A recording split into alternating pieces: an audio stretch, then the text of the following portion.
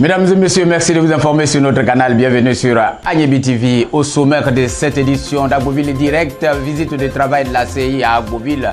La présidente de la CI, Mme Porté Salimata, qui a en charge la région de la Guinée-Kiassa, est arrivée aujourd'hui vendredi à Agbobil pour une visite de travail pour le deuxième programme d'activité de la CI qui est, mesdames et messieurs, la révision de la liste électorale. Les images dans cette édition.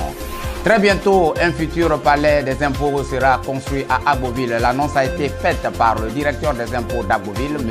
Georges Coré, au cours de la réunion mensuelle de ce mois de juin 2020. Les impôts à Agbobil, par ailleurs, se portent très bien, a laissé entendre l'administrateur général des services fiscaux aux journalistes.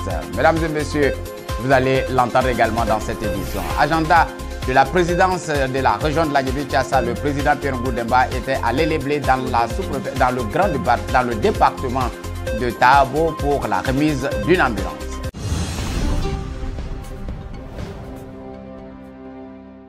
À présent, mesdames et messieurs, le processus électoral est engagé avec la révision de la liste électorale qui est le deuxième programme de la CEI. La vice-présidente de la CEI, Mme Salimata Porté, qui est en charge de la région de la Guinée-Kiassa, était aujourd'hui dans notre capitale régionale pour une visite de travail. Voici les images. Mesdames et messieurs les représentants des partis politiques, mesdames et messieurs représentant la société civile, mesdames et messieurs, en vos titres, grades et qualités, mesdames et messieurs, tout protocole étant respecté, je voudrais vous saluer et adresser à notre nom à tous la bienvenue à Mme Salimata Porté, vice-présidente de la CEI, la Commission électorale indépendante, et qui a en même temps en charge la supervision de la région de la Guinée-Kiassa et d'autres régions. Ce matin, elle est là. Le processus électoral est enclenché avec l'enrôlement sur les listes électorales. Elle est venue ce matin pour nous entretenir sur ce sujet. Donc sans plus tarder, je voudrais lui laisser la parole pour que nous puissions l'écouter. Je vous remercie pour votre aimable attention. Visite de travail au cours de laquelle Madame la vice-présidente de la CI a salué le dynamisme de notre préfet de région, M. Sendou Koulibaly. Suivez. Monsieur le préfet, je voudrais, au nom du président Koulibaly Kribert, président de la commission électorale indépendante, vous remercier pour cet accueil chaleureux et vous féliciter en même temps parce qu'il y a eu une confusion. Des gens ont pensé que la réunion d'hier était terminée et que celle d'aujourd'hui n'aurait pas eu lieu. Je suis dans votre bureau depuis quelques jours et vous avez pu faire ce rassemblement. Cela prouve vraiment votre dynamisme et surtout, cela prouve comment est-ce que vous êtes très proche, n'est-ce pas, de vos administrés. Merci, merci pour cet accueil. La mission pour laquelle nous sommes ici, mesdames et messieurs, aujourd'hui, nous sommes réunis pour la deuxième étape du programme d'activité de la CEI, qui est la révision de la liste électorale, c'est-à-dire la RLE. La RLE est une activité majeure et technique qui est encadrée par des normes juridiques. L'alinéa 12 du préambule de la Constitution de l'article 6 et l'article 6 du Code électoral, à son alinéa 3, et figurant en première place des attributions de la CEI. Restons avec Madame la vice-présidente de la CEI pour des précisions sur le processus en cours. Permettez que je fasse un rappel. La liste électorale est un document administratif sur lequel sont inscrits l'ensemble des électeurs. Elle est permanente et publique. Elle est tenue à jour annuellement par la commission chargée des élections pour prendre en compte les mutations intervenues dans le corps électoral, c'est-à-dire les décès, perte de droits civiques, nouveaux majeurs, modification de nom. Entendez, modification des noms. Vous avez des femmes qui viennent de se marier ou qui se sont mariées depuis le dernier enrôlement. et qui voudraient figurer sur la liste électorale avec leur nom de madame. Et cela est quand même important. Il y a également le changement de lieu de vote. Si vous étiez à Kongodja et que vous voulez venir voter au quartier Sans Fil, vous avez le droit de changer de lieu de vote. Mais il y a une procédure à suivre. Tout à l'heure, mon collaborateur va vous indiquer ce qu'il y a lieu de faire. Parce qu'il y a une évolution au niveau de la CEI, il y a des innovations, il faut qu'on essaie de s'y prêter. Restons une fois encore, mesdames et messieurs, avec Madame Salimata Porqué pour des précisions sur les attributions de la CEI, une préoccupation de tous les Ivoiriens en ce moment-ci. Suivez. En effet, au terme de l'article 2 de la loi portant création de la CEI, les premières attributions de cette institution commencent par le recensement électoral, les modalités de confection d'établissement de la mise à jour, de révision de la refonte des listes électorales, la gestion des fichiers électoraux, l'établissement des listes électorales. Comme on peut le constater, les 4 premières attributions de la CEI concernent la révision de la liste électorale. Il s'agit donc d'une activité d'envergure qui nécessite la participation de tous les Ivoiriens majeurs en droit de voter. Le mode opératoire qui vous sera livré tout à l'heure va se faire par mon assistant, mon collaborateur, M. Foé, qui est un des vétérans de la commission électorale indépendante. Mesdames et messieurs, il revient à la CEI de prendre toutes les responsabilités techniques pour rendre cette opération qui a débuté depuis le 10 juin et qui va s'achever le 24 juin 2020, possible dans les délais.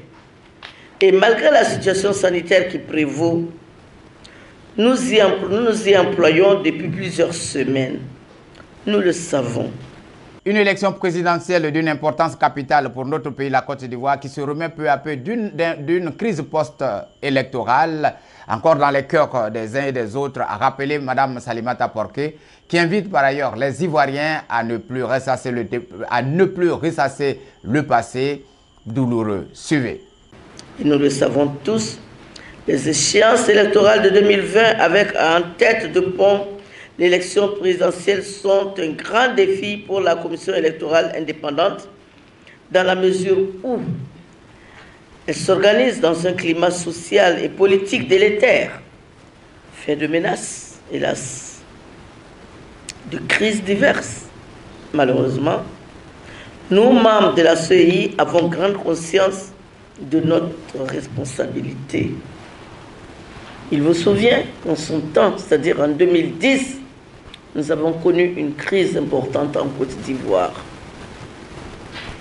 La Côte d'Ivoire, qui était, si vous voulez, le miroir de l'Afrique, avait basculé. Et je vous assure que pour moi, qui était à l'Union africaine, c'était difficile. Parce que lorsque j'arrivais en son temps à l'Union africaine, c'est avec les bras grands ouverts que tout le monde m'accueillait et qu'on parlait de la Côte d'Ivoire avec respect. Mais lorsqu'il y a eu cette crise, j'arrivais à l'Union africaine ou aux Nations Unies avec la tête basse et des pleurs. Et quand je pleurais, c'était toute l'Afrique qui pleurait avec moi. Parce que tellement tout le monde admirait et appréciait la Côte d'Ivoire. Mesdames et messieurs, nous vous invitons à suivre l'intégralité de ce message de la vice-présidente de la CEI juste après cette édition. À présent, voilà pour vous les préoccupations du secrétaire fédéral du FPI à Agboville au cours de cette rencontre avec Madame la vice-présidente de la CEI. Je suis M. Chou Thomas, le secrétaire fédéral du Front populaire ivoirien à Agboville. Je vais commencer d'abord par une exhortation relativement à ce que Madame a dit. Le credo de la CEI actuelle, du bureau actuel, c'est la CEI en toute transparence. En tout cas, nous vous disons merci pour ça. Et nous vous encourageons à être véritablement dans la transparence. Quand bien même que vous nous ayez dit tout à l'heure que ce n'est pas à la CEI que les élections se gagnent. Chacun de nous va se faire fort de pouvoir gagner véritablement les élections dans les urnes. Absolument. C'est pourquoi je dis, je vais commencer par une exhortation, parce que autour de nous, vous voyez qu'il y a des chefs d'État qui, quelquefois, à la fin de leur mandat, prennent des dispositions pour se maintenir. Mais chez nous ici, nous avons eu le privilège d'avoir un chef d'État qui a voulu se conformer à ce que dit la Constitution. Il pouvait faire comme les autres, mais il ne l'a pas fait. C'est parce qu'il veut que les Ivoiriens aillent aux élections, les sourires aux lèvres. Et nous voulons demander à la CEI de véritablement rentrer dans cette ligne-là du président de la République qui veut que les Ivoiriens aillent aux élections, les sourires aux lèvres. Maintenant, les trois préoccupations. M. Foué, dans son intervention, a parlé du changement de lieu de vote. Je voudrais savoir, pour moi qui vote à EPP méthodiste, vu que j'habite dans la même ville, à Agboville, que je veux voter maintenant à l'EPP TP, est-ce que je suis soumis à l'obtention d'un certificat de résidence? C'est dans la même localité, mais lieu de vote différents.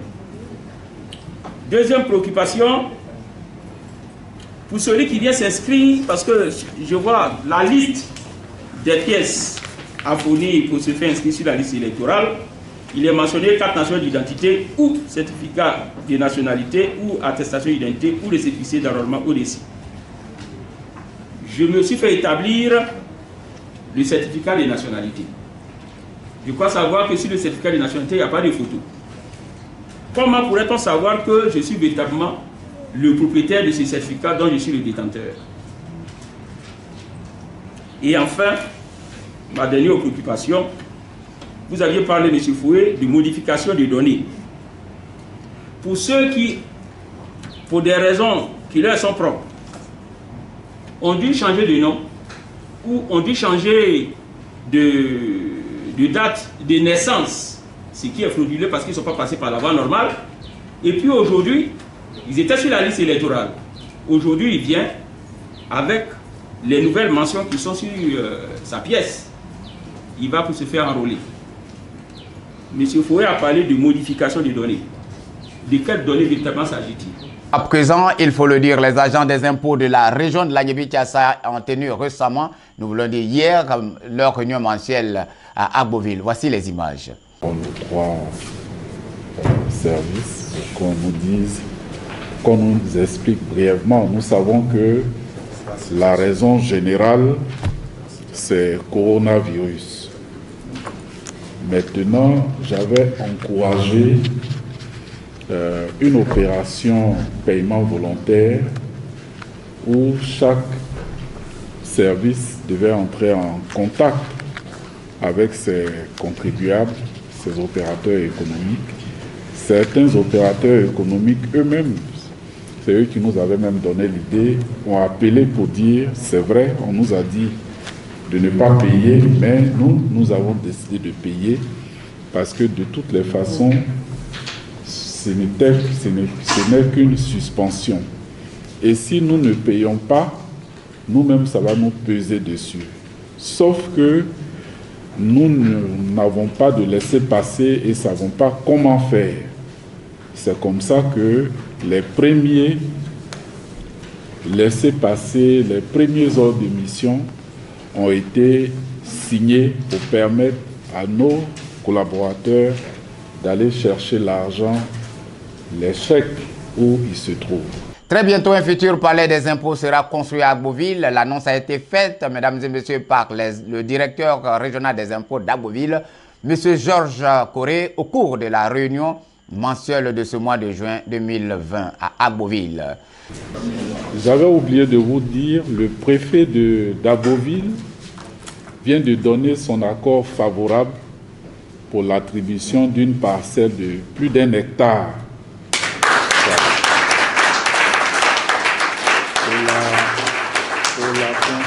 pour la construction du futur palais des impôts d'Agoville. Sur cette note, je voudrais donc vous dire merci et vous déclarer lever les travaux donc, de notre première réunion après donc, la levée pour l'assouplissement des mesures en vigueur. Merci beaucoup. S'il vous plaît, vous restez assis. Mesdames et messieurs, les impôts à Agboville se portent très bien, a laissé entendre l'administrateur général des services fiscaux aux journalistes. Suivez. Au terme de cette réunion mensuelle, est-ce qu'on peut se permettre de dire que les impôts se portent bien dans la région de l'Agniébi-Thiès? Oui, je pense qu'au vu du bilan que nous venons de faire ensemble, les impôts se portent très bien.